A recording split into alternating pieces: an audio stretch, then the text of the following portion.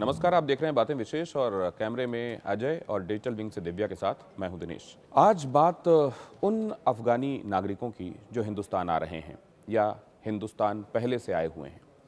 अफगानिस्तान हमेशा से अफगानिस्तान को एम्पायर्स का ग्रेवयार्ड कहा जाता है, जहां न जाने कितनी सल्तनतें धराशायी हो चुकी हैं।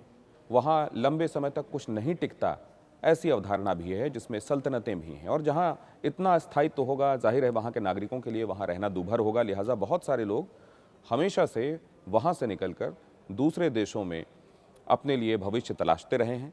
लिहाजा उनके लिए हिंदुस्तान भी, क्योंकि हिंदुस्तान सबसे करीब एक ऐसा देश है, अफगानिस्तान से दूरी के लिहाज से मैं बात कर रहा हूँ, जहाँ कम दूरी तय करके रिसोर्सेज को कम मूव किए बगैर पहुँचा जा सकता है और इत्मीनान से अपनी ज़िंदगी बसर की जा सकती है।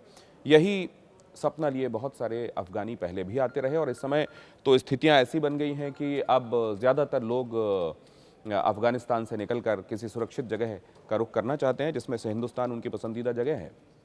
लेकिन ऐसे में एक सवाल ये है कि वो यहाँ कब तक रह सकते हैं, कैसे रह सकते हैं, और क्या उनके रहने के दौरान जो उनकी मूलभूत आवश्यकताएं हैं वो पूरी होती रहेंगी या उसमें कुछ समस्याएं हैं। असल में 1951 का जेनेवा कन्वेंशन और 1951 के इस जेनेवा कन्वेंशन के अलावा 1967 का रिफ्यूजी प्रोटोकॉल ये तय करते हैं कि एक रिफ्यूजी को किसी देश में किस तरह की सुविधाएं मिलेंगी। United Nations high commission for refugee ये भी ये तय करता है कि एक शरणार्थी को किसी एक मुल्क में किस तरह की सुविधाएं और सहायताएं मिलेंगी। और ये जो हाई कमीशन है, जो शरणार्थियों के लिए यूनाइटेड नेशंस की तरफ से बनाया गया है, ये अपनी तरफ से एक कार्ड जारी करता है। उस कार्ड का होल्डर उस संबंधित मुल्क में जब रहता है तो उसको मूलभूत सारी सुविधाएं मुहैया कराई जाती हैं। जैसे अगर कोई वहाँ रहता है तो उसको रोजगार का अधिकार, उसके बच्चों को पढ़ाई का अधिकार इत्यादि मिलते हैं। इसके अलावा एक ब्लू कार्ड भी जारी किया जाता है, जिसके तहत वो वहाँ रह सकता है व्यक्ति शरणार्थी के तौर पर, लेकिन कितने दिनों तक रह सकता है और किस तरह की सुविधाएं मिलेंगी, इसको लेकर स्थितियां बहुत स्पष्ट नहीं हैं। और उतनी सुविधाएं नहीं मिलती जितनी UNHCR का कार्ड, मतलब United Nations high commission for refugee, इसका जो कार्ड है वो मदद कर सकता है।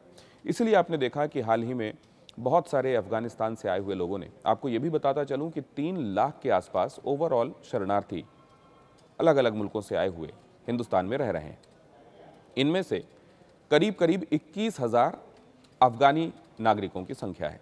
इनमें से बहुतायत तो दिल्ली और उसमें भी यहाँ का जो भोगल लाजपत नगर वाला इलाका है वहाँ रहते हैं, और इसके अलावा पुणे और हैदराबाद में अच्छी खासी तादाद है जहाँ ये रहते हैं।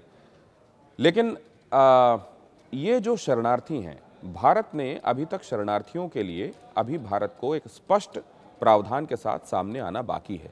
तो बहरहाल, लेकिन क्योंकि सरकार नीतियों से चलती हैं और सरकार को इस बारे में पहला रिफ्यूजीज़ को लेकर अपनी तरफ से चीज़ें स्पष्ट करनी है, और दूसरे अब आप देख रहे हैं अफगानिस्तान से यहाँ आए हुए लोग अपने लिए UNHCR का जो कार्ड है उसकी मांग भी करने लगे हैं।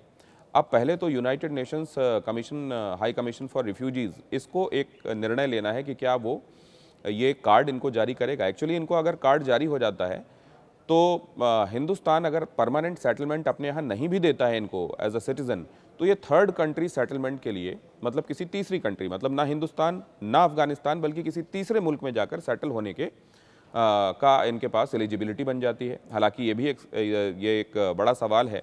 आप देख रहे हैं अफगानिस्तान से निकले हुए जो लोग हैं उनको मुस्लिम कंट्रीज़ भी शरण नहीं दे रही हैं, यूरोपियन यूनियन के मुल्क शरण नहीं दे रहे हैं। सब लोग ये सोच रहे हैं कि हमारे यहाँ तो पहले ही इतनी तादाद है लोगों की, रिसोर्सेज सीमित हैं, ऐसे में हम किसी और को कैसे शरण दें। तो ये एक यक्ष प्रश्न है पूरी दुनिया के सामने कि इनको शरण कौन देगा। लेकिन ह्यूमैनिटेरियन ग्राउंड्स पर हिंदुस्तान हमेशा से ऐसे लोगों को अपने यहाँ आश्रय देता रहा है, लेकिन क्या उनका आश्रय एक परमानेंट सेटलमेंट में बदलेगा, ये एक बड़ा सवाल है।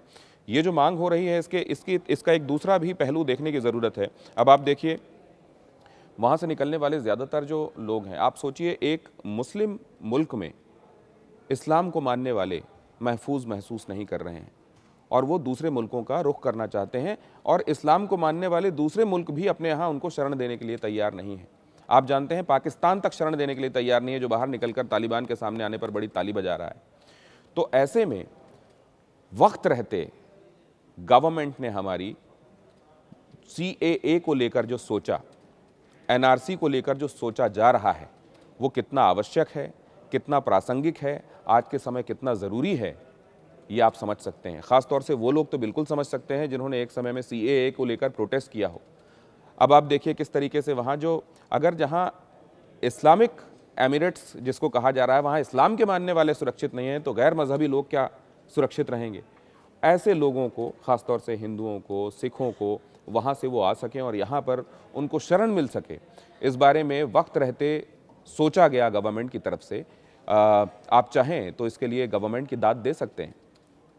एंटी इस्टेब्लिशमेंट होने को ही एक्चुअली ये नहीं कहा जा सकता कि वो बड़े दानिशमंद लोग होते हैं और उन्हीं के पास अक्ल होती है।